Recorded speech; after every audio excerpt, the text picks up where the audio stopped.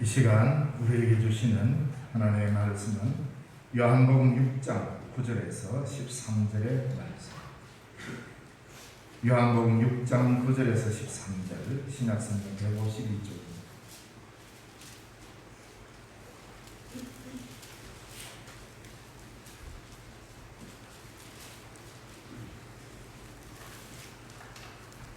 찾으신 줄 알고 공독해 드리겠습니다. 요한복음 6장 9절에서 13절까지 말씀입니다.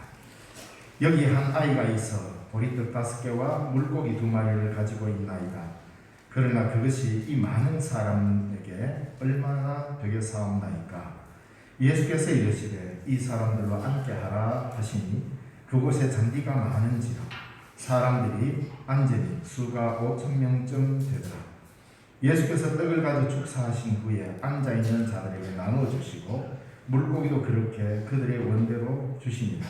그들이 배부른 후에 예수께서 제자들에게 이르시되 남은 조각을 거두고 버리는 것이 없게 하라 하시므로 이에 거두니 보리떡 5개로 먹고 남은 조각이 12바구니에 찼더라.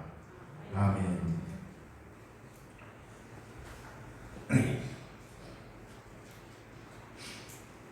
오늘은 교회력으로는 오순절 후 또는 성령 강림절 후 둘째 주일 이렇게 합니다만 우리 총회에서 특별히 환경의 날이 들어있는 그 주나 바로 지난 다음에 우리 교회에서도 환경주의를 지킵니다. 그래서 경건, 절제, 경건 및 절제 환경주의를 이렇게 지키고 있습니다. 그래서 우리가 환경주의에 맞게 교동문 오늘 113번을 읽었듯이 하나님이 이 세상을 만드셨다라고 하는 창조의 근간 환경 지킴, 이것이 기독교의 기본 바탕입니다. 그리고 시편 곳곳에 자연을 노래하는 많은 명도 들어있고, 그러면서 오늘 우리에게 가장 구체적인 이 먹거리 문제에 대한 이 문제를 가지고 우리가 어떻게 환경을 잘 다스려 가고 감사하며 이 환경을 받을 것인가. 매년 6월 첫째 주일이 이렇게 환경주일 또는 성령 강림주일하고 이렇게 겹칠 경우가 많았는데, 환경주일이 될 때마다 선택하는 본문이 몇 개가 이렇게 정해져 있습니다. 그러다 보니 오늘 이 요한복음 6장의 말씀을 제가 물론 새벽기도회 때도 여러분 들으셨고 여러분은 요한복음 강의하면서 주일 오후 예배 때도 설교를 들었을 거고 주일 낮 예배 때도 제 기억으로 한 2-3번 이상은 이 본문 가지고 한 기억이 납니다. 그러다 보니 내용이 좀 중첩될 수도 있을 것입니다. 그러면 문제는 하나님의 말씀을 우리가 얼마나 반복해서 잘 듣느냐, 그래서 머릿속에 잘 기억하느냐가 문제가 아니고 이것은 우리의 삶에서 직접 실천하지 않으면 이 환경은 기다려주지 않는다는 것입니다. 그래서 다시 한번 이 본문을 통하여서 우리에게 주어진 이 피조물, 우리도 거기에 속하지만 하나님이 주신 이 자연을 우리가 어떻게 지켜가야 할 것인가, 그것을 성경적 내용으로 하나님의 말씀으로 우리에게 환경을 지키는 가장 1차적인 문제가 뭔지를 오늘 본문을 통하여서 우리에게 가르쳐주고 있습니다. 그래서 먼저 말씀의 제목을 어른을 먹이는 아이. 우리 그렇게 생각하죠. 우리가 열심히 돈 벌어서 우리가 열심히 해서 우리는 우리 아이들을 키운다. 성경은 그렇게 말하지 않습니다. 어른들 너무 나대지 마라. 다 너희들은 어린아이 손으로 먹고 산다. 이 이야기를 해거든요. 그래서 이 본문을 읽으면서 굉장한 충격을 받았고, 어른으로서 매우 교만하게 살았구나, 이 마음을 가지면서 우리의 환경을 돌아보는 시간을 갖게 되었다는 겁니다.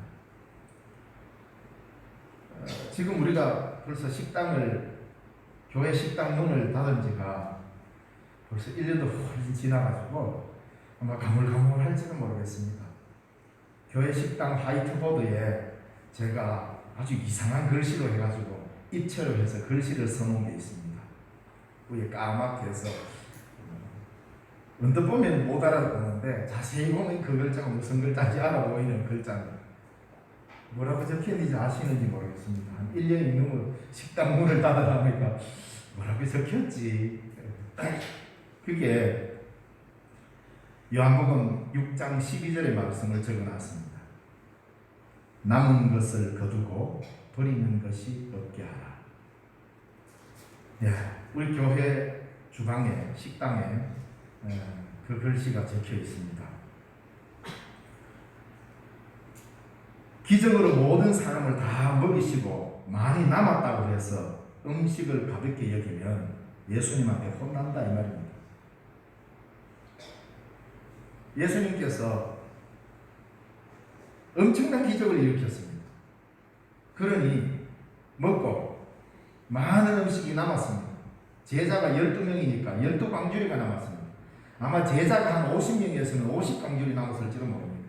제자의 숫자에 맞게 가득가득 남았습니다. 12광주리 가득히 거두었습니다. 처치곤란입니다. 그 정도 같으면 뭐 내일 또 누가 도시락을 가져와서 떡 5개, 물고기 2마리, 아유 그거 가지고 얼마나 남았으니까 내일은 배로 가지고 와가지고 물고기 4마리, 떡 한 10개 하면 이 나라 백성들 다 먹이 살리겠다. 예수님만 있으면. 혹시 이렇게 생각하고 있는 사람들이 있을지 모릅니다. 그래서 예수님만 있으면 다 해결된다. 아주 간단한 원리를 이렇게 생각하면서 귀한 줄 모르고 그렇게 쉽게 말하는 사람이 있겠죠. 그렇지 않습니다. 예수님의 기적은 그렇게 일어나는 겁니다. 그러니까 사람들이 오늘 요한복음을 보면 예수님께서 그런 놀라운 기적을 일으키고 떡을 많이 주고 사람들이 배부르고 나니까 우리도 계속 앞으로 이 배부름을 유지하려면 예수님을 왕으로 모시면 되겠구나. 이게 인간의 생각입니다. 그래서 예수님 우리 왕입니다. 그럼 뭐 때문에 왕을 삼으려고 합니까? 오늘 많은 사람들이 예수님은 나의 주인입니다. 예수님은 나의 왕입니다. 쉽게 이야기합니다. 뭐 때문에? 결국은 내 잘 살게 해주고 내 편하게 해주고 내 앞길 탄탄대로 열어주고 이것 때문 아닙니까? 그러면 우리는 예수님을 몰라도 한참 모르는 겁니다. 그래서 오늘 본문을 우리는 어른을 먹이는 아이라는 제목으로 말씀을 살피면서 오늘 우리는 당연한 것처럼 살아가고 있는 이 환경 가운데 우리가 어떤 삶을 살아야 하는가, 여기에 이제는 기독교인이 심각하게 고민할 때가 되었습니다. 한때는 물론 사람을 향한 전도를 멈추라는 말이 아닙니다.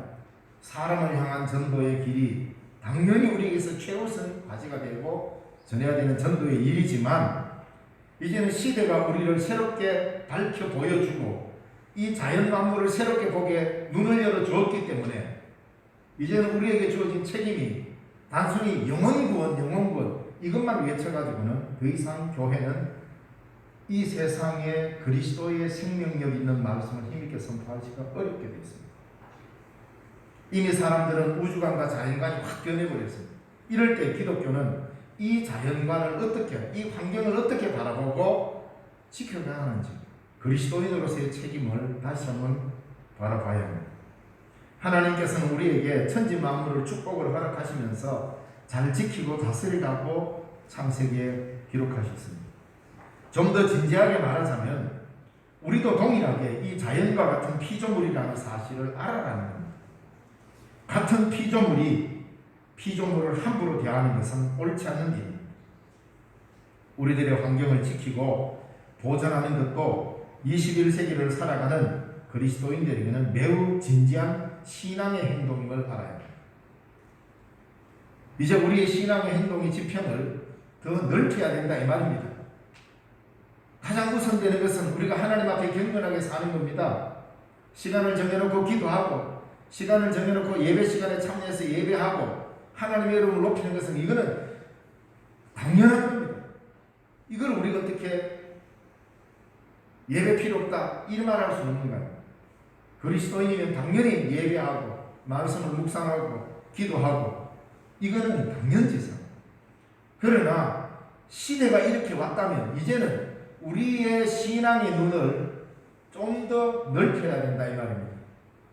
우리끼리만 모여서 이러한 종교적 행위를 반복한다고 해서 신앙이 깊어지는 것이 아니라 이제는 우리가 살아가는 이 자연 만물을 바라보고 이 자연과 함께 어떻게 살아갈 것인가에 대한 고민도 신앙의 내용 속에 포함되어 있다 이 말입니다.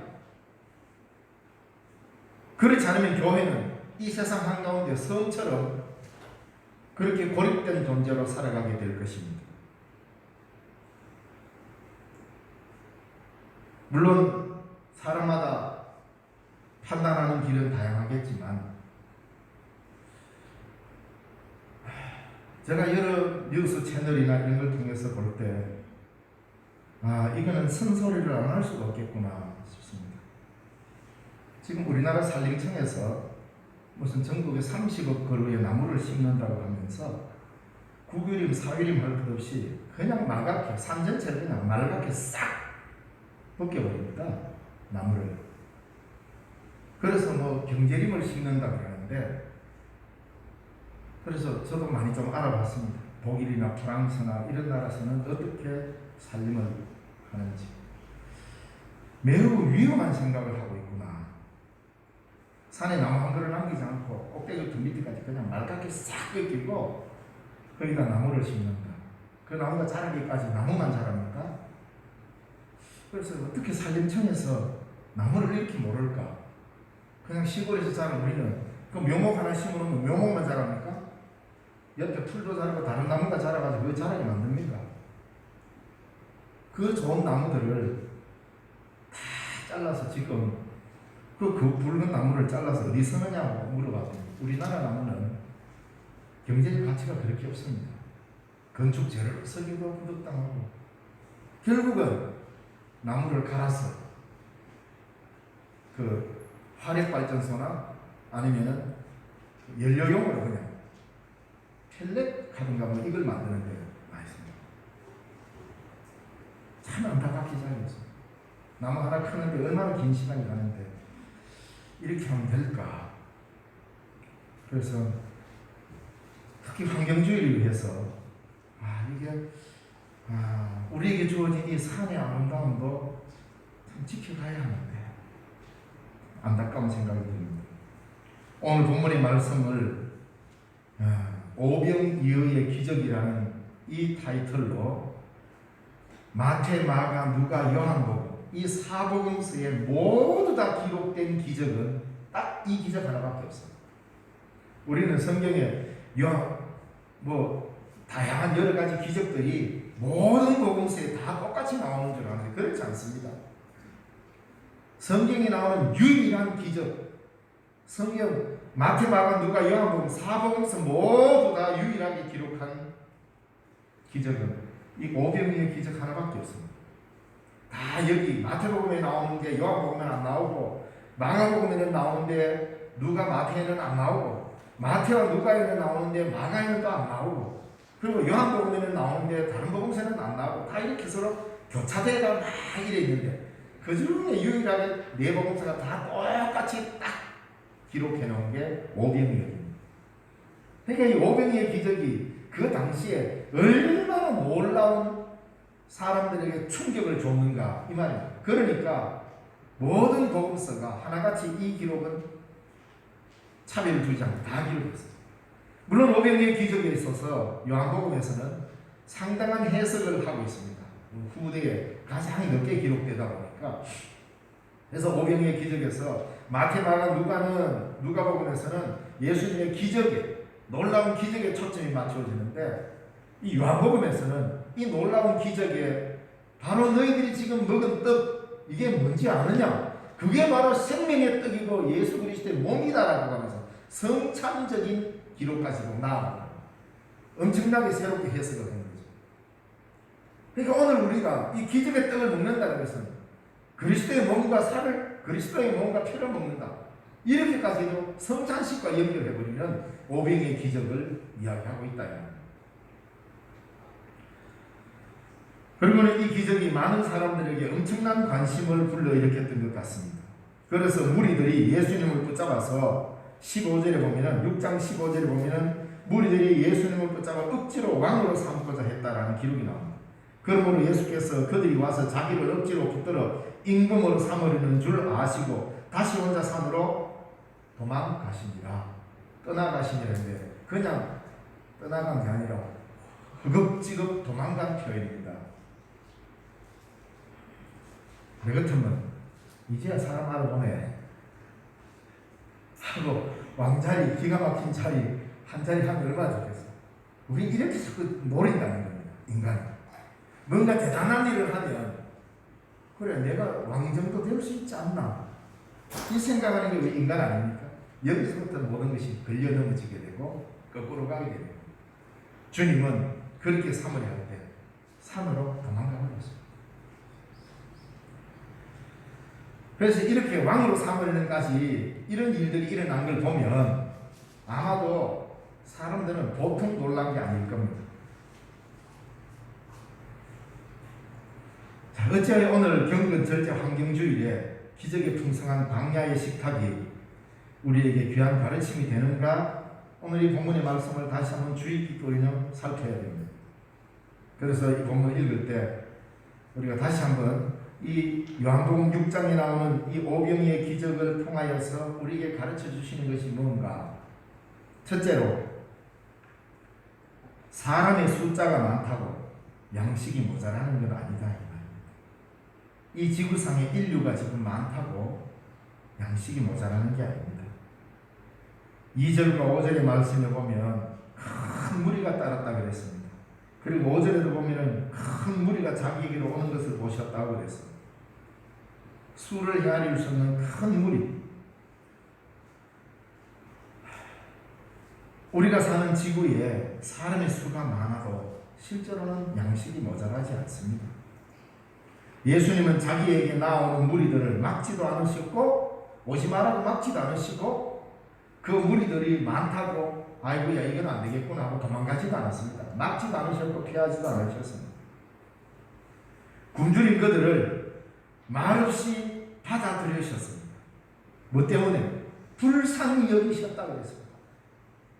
밥을 먹지 못한 그 무리들을 불쌍히 여기시고 받아주셨습니다. 받아들이셨습니다. 오늘 우리 지구상의 인류는 굶주리고 있습니다.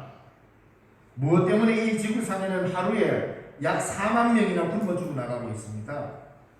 적게는 2만 5천 명에서 많게는 6만 명이라까지도 합니다. 계절에 따라 다르고, 그래서 평균 잡아서 이 지구상에는 하루에 4만 명이 굶어 죽어가고 있습니다. 먹을 살이 없었습니까? 아닙니다. 비만으로 죽어가면서도 놓지 못하는 인간의 탐욕이 지구촌을 기아 상태로 만든 건 아니겠습니까? 아프리카의 아이들이 죽기도 전에 송장처럼 살아야 하는 것은 쌀이 부족해서가 아니라 나눔이 부족해서입니다. 눈에 보이는 양식이 없어서가 아니라 보이지 않는 양식이 없었습니다. 보이지 않는 양식, 나눔이라고 하는 아름다운 손길, 이 양식을 인간이 가지지 못하기 때문에 눈에 보이는 양식을 태산처럼 쌓아놓고도 사람은 굶어 죽어가고 있습니다. 요한복음 4장 34절에 예수님께서 사마리아 여인과 이 요한복음 한 주 앞에 4장에 우물가에서 사마리아 여인과 대화를 하고 있는데 제자들이 마을에 가서 먹을 것을 사가지고 왔습니다. 그런데 예수님은 먹지도 않고 웬 낯선 사마리아 여인과 그것도 우물가에서 이야기를 하고 있으니 제자들이 깜짝 놀랐습니다. 예수님 우리 먹을 걸 좀 가져왔는데 나에게는 너희들이 알지 못하는 양식이 있고 저 여자가 먹을 거 줬나? 생각했는데 바로 아버지의 뜻을 이루는 것이 내 양식이다. 그거 뭡니까? 사람들로부터 손가락질 당하고 사람들로부터 괄시당하고 그래서 사마리아인이다. 그것도 여자다. 남편을 넷이나 둔 여자다. 이래 생각하는 그런 눈길을 주는 그 사회에 우리 주님께서는 그를 한 여인으로, 한 인간으로 받아주셨습니다. 사람 하나 얻는 것이 주님에게 있어서는 양식이었습니다. 그래서 나는 너희들이 알지 못하는 양식이 있고 이것 때문에 배부르다. 바로 이 양식, 사람을 사람으로 받아들이는 이 양식이 지구촌의 생명을 살리는 겁니다. 사람 한 사람 한 사람이 돈으로 보이고 경제적 가치로 보이기 시작하면 더 이상 인간에게는 희망이 없는 겁니다. 바로 이게 모자라서 인간은 굶주리고 있는 것 아니겠습니까? 우리가 서로 나누어 먹는 것을 축복으로 여기지 않으면 곡물 창고에 양식이 태산처럼 쌓여 있어도 반드시 누군가는 굶어 죽을 것이고 그 굶주림 때문에 미움과 다툼 또한 결코 사라지지 않을 것입니다. 이미 통계로도 명확하게 나와 있고 이미 누구나 알만한 사람은 다 압니다. 미국의 잠재적인 식량 생산량만으로도 전 세계 인구가 굶주리지 않고 먹고 살 수 있습니다. 미국이라는 나라 한 나라만이 생산하는 양식 가지고도 전 세계 인구가 먹고 살 수 있습니다. 프랑스의 식량만으로도 유럽 전체가 굶지 않고 살아갈 수가 있습니다. 그런데 왜 이 지구촌에서 굶어 죽는 사람이 있습니까? 아모스 선지자가 말한 것처럼 양식이 없어 주림이 아니며 물이 없어 가람이 아니라 여호와의 말씀을 듣지 못한 기갈이라. 광야에 내리는 만나는 혼자 독차지할 수가 없습니다. 그렇듯이 양식 또한 독차지하는 것, 이거는 옳지 않다 이 말입니다. 나누어 먹는 것이 아름다운 답입니다. 곡물 가격을 올리기 위해서 멀쩡한 양식을 태평양 바다 한편에 갖다 버리는 이런 행위를 지속하면서 인간이 복받고 산다고 말하는 것입니다. 이것은 아주 잘못된 겁니다. 어마어마한 식량을 가격 경쟁 때문에 바다에 버리는 나라가 기독교 국가입니까? 지구상에 굶어 죽어가는 사람이 하루에 4만 명이나 있는데도 우리는 심각하게 생각해야 됩니다. 물론 우리는 자본주의에 살기 때문에 잘 사는 것이 우리의 꿈입니다. 좀 더 돈을 벌어서 좀 더 윤택하게 사는 것, 이걸 하나님이 주신 축복으로 받아들이는 것이 이게 기독교의 정신입니다. 그래서 여러분이 이마에 땀을 흘리고 돈을 벌어서 그 돈으로 내 삶을 윤택하게 살고 이걸 하나님의 복으로 여기고 그래서 열심히 일하고, 이건 당연한 겁니다. 이렇게 살아가는 게 맞습니다. 그렇게 살면 하나님께서 뭘 주시느냐 하면 그 부지런하고 긍긍절약하면서 부지런하게 살아가는 본래 칼빈 목사님이 우리에게 만들어 주신 이 기본적 금욕적 자본주의 삶을 살면 인간은 당연히 부자가 되게 되어 있습니다. 그 논리로 살면. 그렇지 않습니까? 긍긍절약하고 이마에 땀을 흘리며 열심히 살아서 벌어들이는 재화를 하나님의 축복으로 여기라. 그리고 직업에 귀천이 없다. 이 사상 가지고 실제로 이 지구가 풍요를 누렸잖아요. 그래서는 어떻게 됩니까? 가난한 자들에게 그것을 긍정적으로 나눌 때만이 이 모든 사람이 하나님의 축복 속에 거합니다. 이게 우리 기독교 가르치는데, 말은 기독교 국가라는데 밀을 수십만 톤씩 바다에 버리고 물고기 밥 주는 것도 이런 걸 볼 때 다국적 기업이 곡물 가격 조정한다고 콩을 바다에 버리는 거, 불을 태우는 거, 이런 행위는 인류에 있어서 엄청난 죄악이라는 걸 알아요.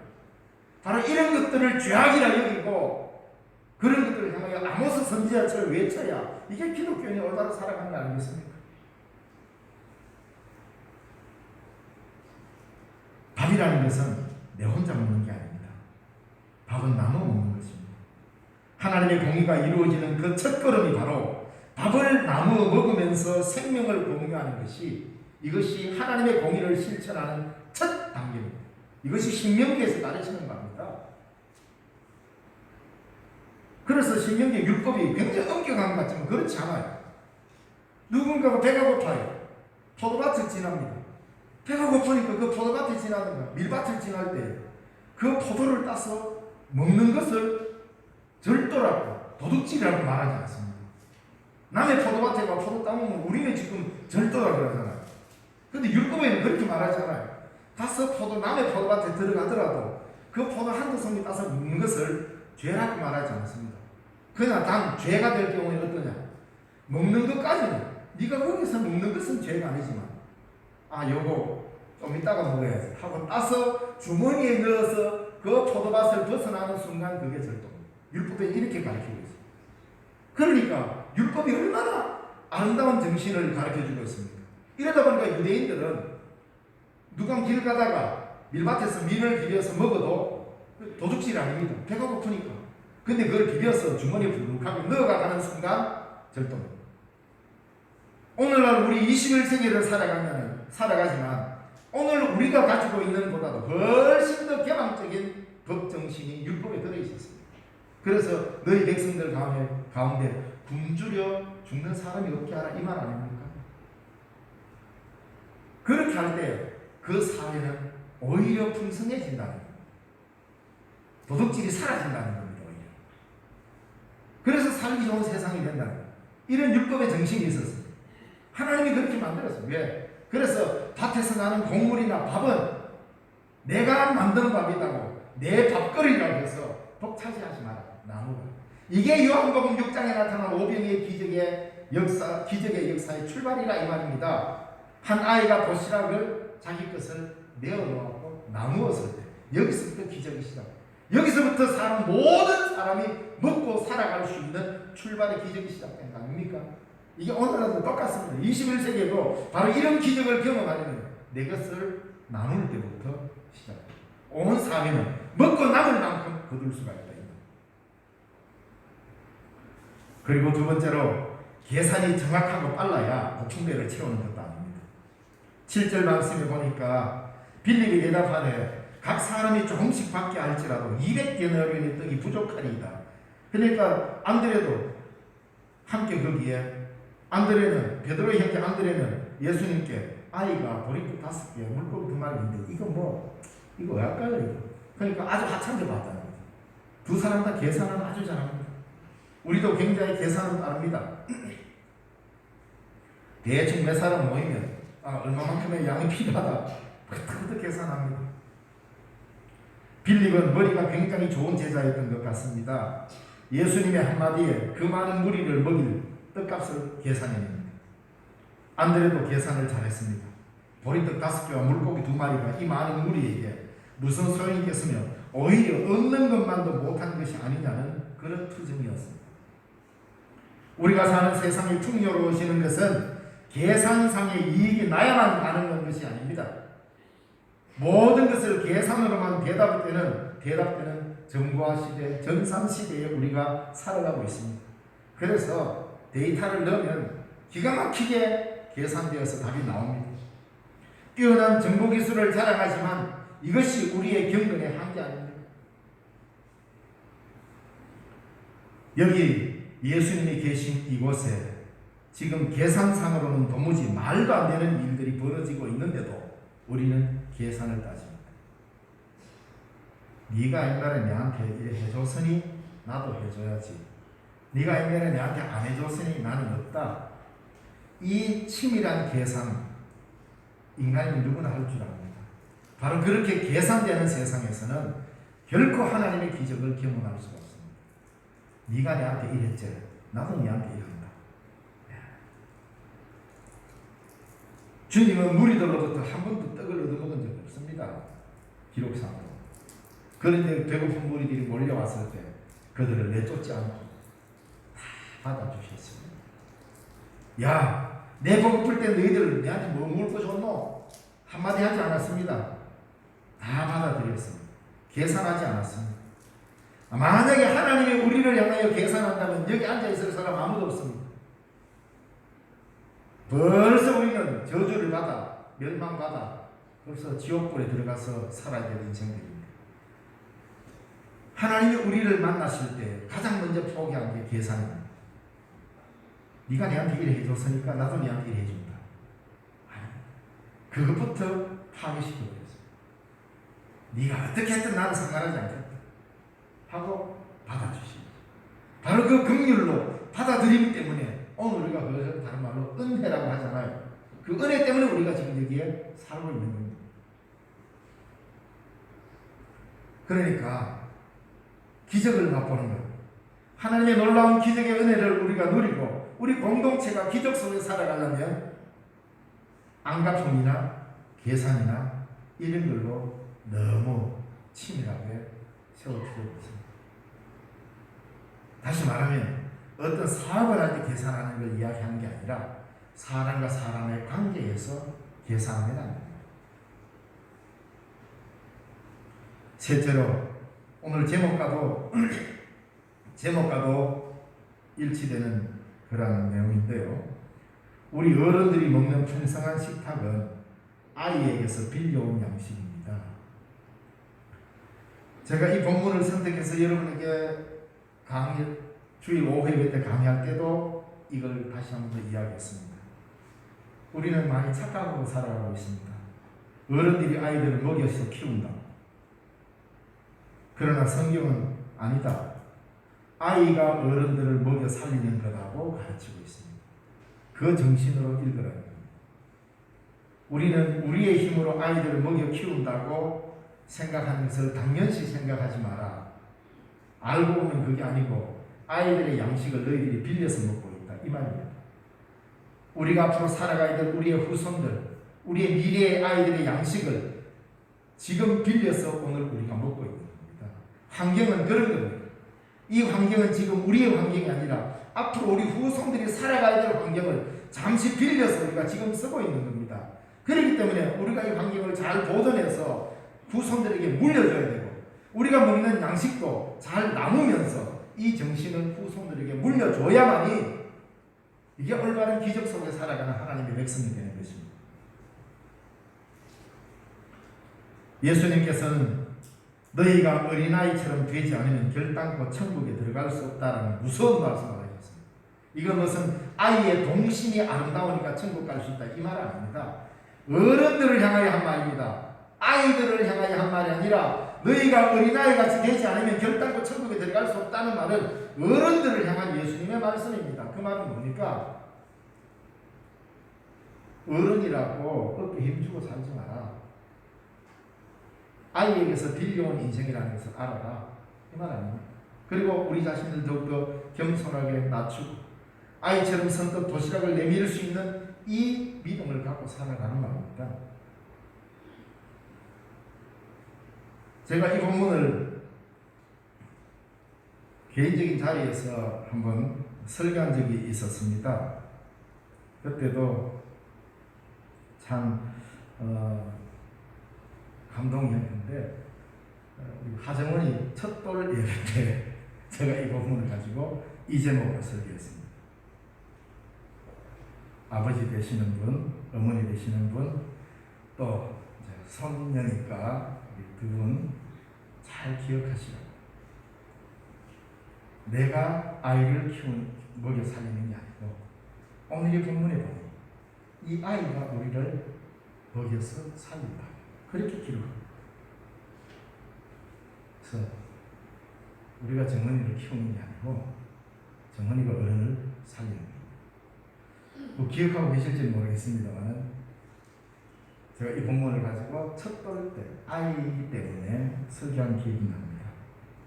그래서 어른인 우리는 늘 밥을 먹을 때마다 아이에게서 받은 밥이라 생각하고 겸손하게 밥을 먹어야 한다. 이 말입니다. 내가 한 끼 한 끼 먹는 음식은 당연한 게 아닙니다. 그 한 끼의 음식을 먹을 때마다 이 아이로부터 받은 도시락이다 여기고 먹어야 그 음식은 기적의 떡이 되고 기적의 밥이 되는 것입니다. 그런데 우리가 먹는 한 끼의 밥이 당연한 게 아닙니다. 사실은 전 세계를 돌아보면 우리가 당연히 먹는 밥이 아니라는 걸 알 수 있습니다. 가장 영적인 삶은 가장 육적인 밥의 문제와 반드시 연결되어 있습니다. 밥에 대한 내 삶의 태도는 영적인 태도입니다. 밥은 내 육신을 살찌우는 게 아니라 밥을 어떻게 대하느냐라는 것은 영적인 문제입니다. 가장 육적인 밥이 가장 영적인 수단이 된다 이 말입니다.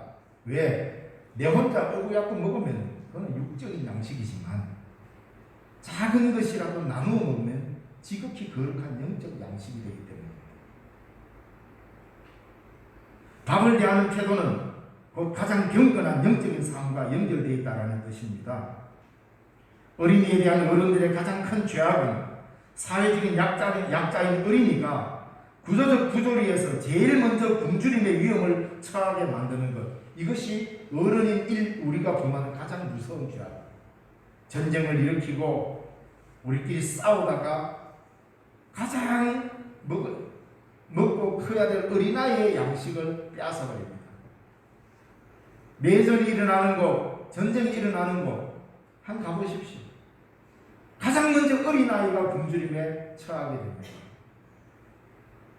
그거는 매우 상징적인 의미를 주고 있습니다.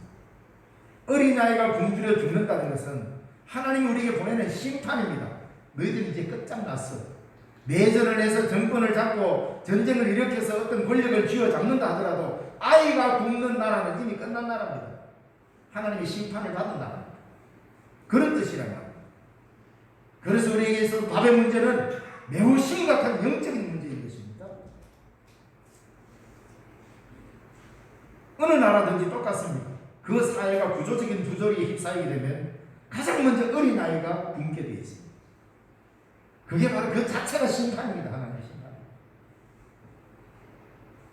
오늘 우리가 먹는 밥은 우리의 아이들의 밥을 빌려와서 먹는 것이기에 매번 밥을 먹을 때마다 감사와 절제로 그 가치를 존중해야 합니다. 오늘 읽은 9절 말씀에 여기 한 아이가 있어 보리떡 5개와 물고기 2마리를 가지고 있나이다. 누가요? 안드레가 빌려왔잖아요. 근데 이 아이는 선뜻 자기의 도시락을 내놓았습니다. 그 양이 그리 크지 않습니다. 아이가 먹을 작은 도시락.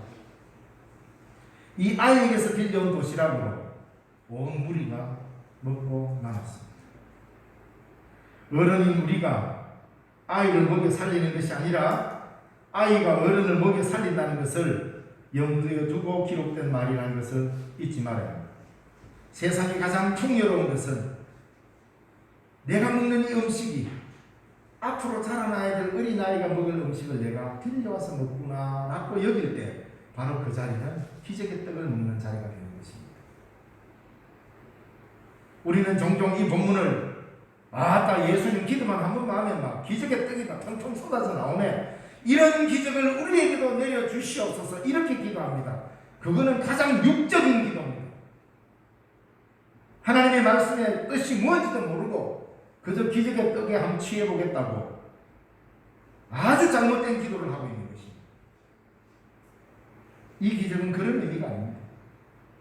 내가 함께 먹는 밥이 얼마나 소중한 기적의 떡인지를 알아가는 것입니다.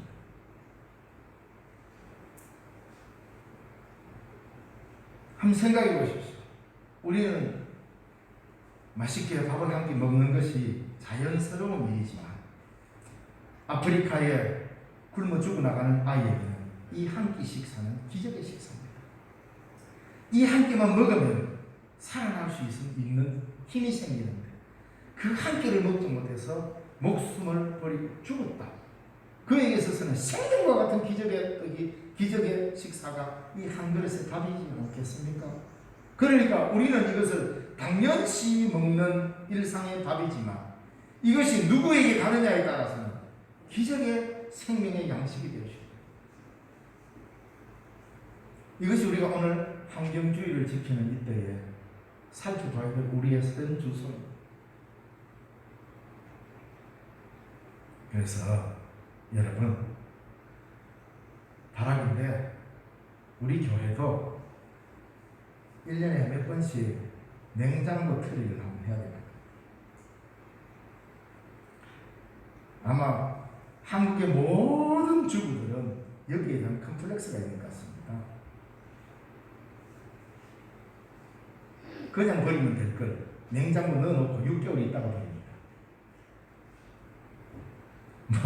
나무라는 건 아닙니다. 이게 오늘 우리가 살아가는 현주소잖아요. 그래서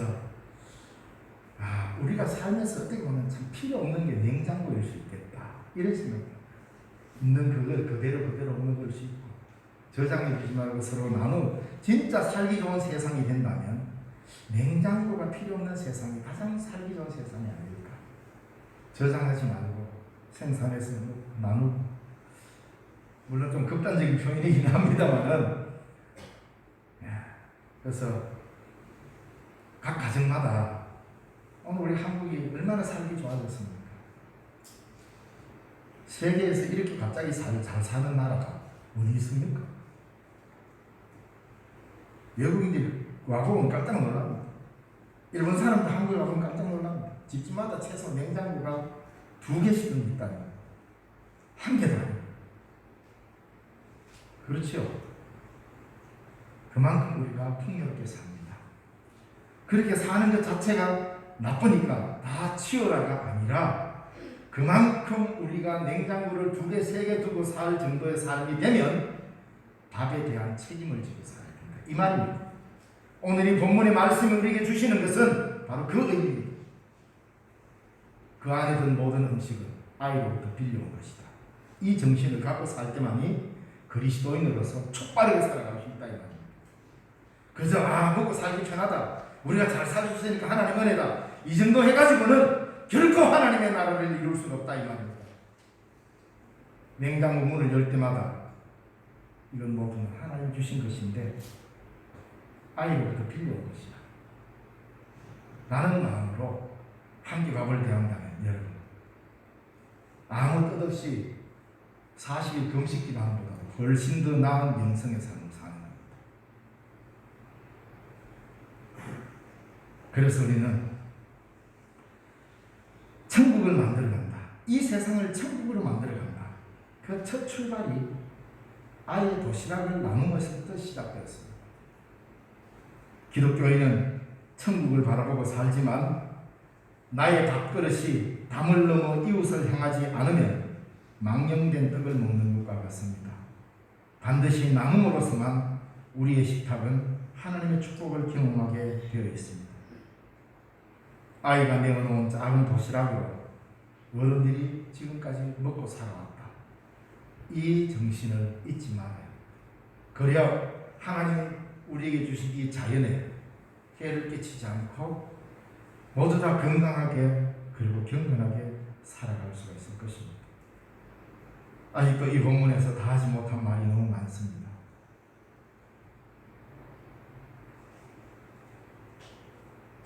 우리는 이 본문의 말씀을 다음 주에 한 번 더 읽으면서 우리의 삶을 다시 한번 돌아볼까 생각합니다.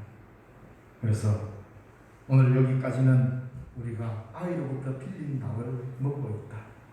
이 인식을 다른 사람에게 하라 말할 수 없습니다.